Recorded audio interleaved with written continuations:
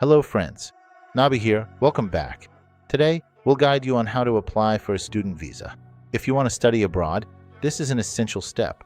Getting a student visa can be complex, but with proper preparation, you can avoid delays and ensure your application is successful. Eligibility requirements: acceptance letter from a recognized university, financial proof, language proficiency. Required documents: passport, application form, financial statements, health insurance, visa fee payment. Application process: online submission, biometric data, interviews if needed. Processing time: usually several weeks. Apply early.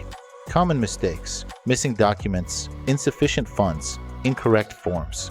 Start the process at least 3 months before your course begins. Keep copies of all documents. Follow up regularly on application status. Research country-specific visa rules and requirements. If this guide helped you, like, subscribe, and share with friends planning to study abroad.